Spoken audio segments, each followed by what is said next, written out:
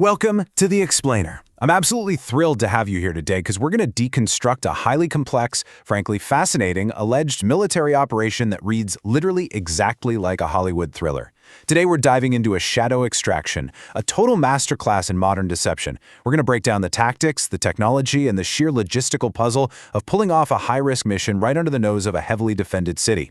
So grab your mental notepads because the way modern military operations are theoretically planned and executed is absolutely mind-blowing, and we're going to map out exactly how this shadow extraction was allegedly pulled off. So think about this for a second. How do you capture a high-value target while the entire world is watching? You can't just launch a normal frontal attack, right? No way. The moment you do that, the element of surprise is gone, and the whole mission is compromised. To achieve the impossible, you have to create the perfect deception. According to reports analyzing this scenario, the CIA allegedly used an entire city as a distraction.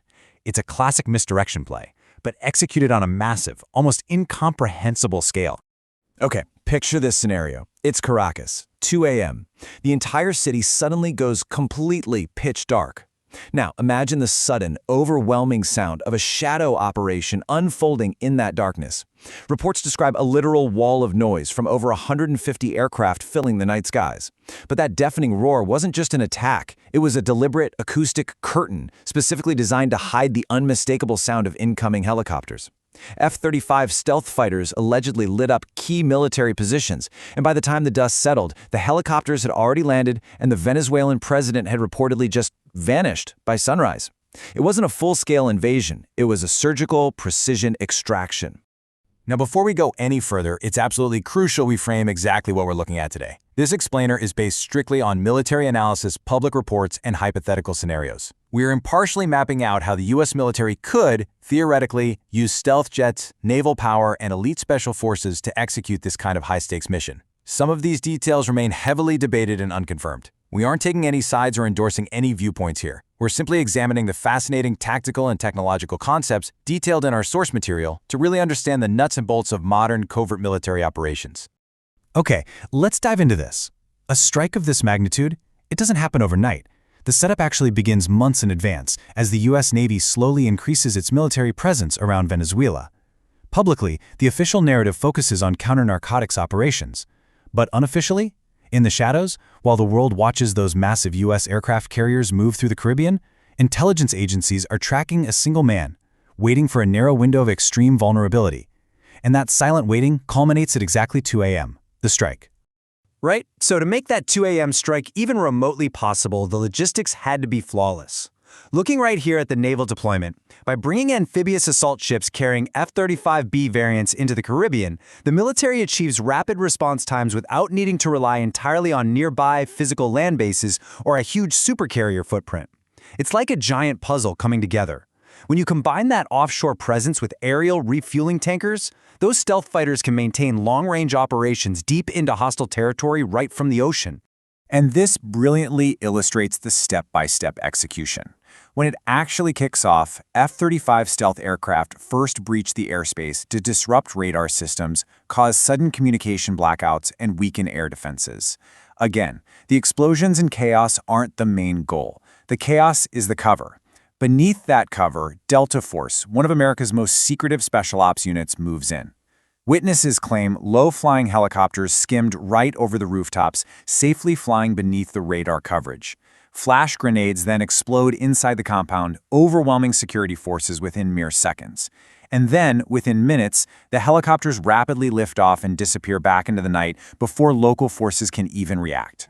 When you're relying entirely on speed, surprise, and just overwhelming force, there is zero margin for error, literally none.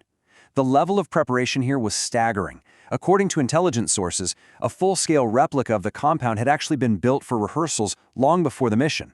Elite operators likely had to run through the physical layout over and over again until it was pure muscle memory. It really highlights the incredible level of intelligence gathering, financial investment, and relentless preparation required long before a single helicopter ever leaves the ground. Now, what's really interesting about this slide is how that extreme preparation dictates the actual aircraft they use. Why rely on the cutting-edge F-35 instead of a proven, everyday workhorse like the F-16? Well, it basically boils down to survivability. The F-16 is built for pure power, sure, but the F-35 is built for stealth. The F-16 has a high radar signature, while the F-35's is minimized, utilizing these advanced sensors to identify threats before being detected itself. In a high-risk mission where entering hostile airspace is non-negotiable, that stealth capability is quite literally the difference between mission success and complete disaster. And that stealth capability is absolutely crucial because of what lies in wait, the S-300 missile network. Venezuela operates variants of these highly advanced Russian-made air defense systems. To put that into perspective, when you combine the S-300 with overlapping radar coverage and drone surveillance, the airspace becomes a lethal trap for non-stealth aircraft. Older fighters like the F-16 were simply never designed to penetrate dense, modern air defenses alone. The environment has evolved, you see, which forces the extraction tactics to evolve right alongside it. So, what does this all mean? Well, whether this exact operation went down precisely as reported is still heavily debated, but the lessons we can pull from analyzing it? They are crystal clear. The days of simply overpowering an adversary with brute force are ending. Today, modern warfare rests on 4 pillars. Deception, hiding your true intentions. It requires vast intelligence to know exactly when and where to strike. It demands speed to execute the mission before the enemy can react. And finally, technological dominance, like we saw with the F-35 and naval integration. These 4 pillars are for sure what dictates success on the modern battlefield. Which leads us to a lingering and honestly pretty essential question. Do the wars of the future begin in silence? If an operation of this magnitude, involving massive naval coordination, advanced stealth fighters, and elite ground units, can unfold entirely in the shadows, then the way we think about conflict has fundamentally changed. The wars of the future might not announce themselves with a massive, highly visible invasion. Sometimes, the most significant shifts in global power might just begin in the dark, in total silence. Thank you so much for joining me on this explainer. I hope this breakdown provided you with a really clear, structural understanding of modern extraction operations. Keep analyzing, keep learning, and I'll catch you on the next one.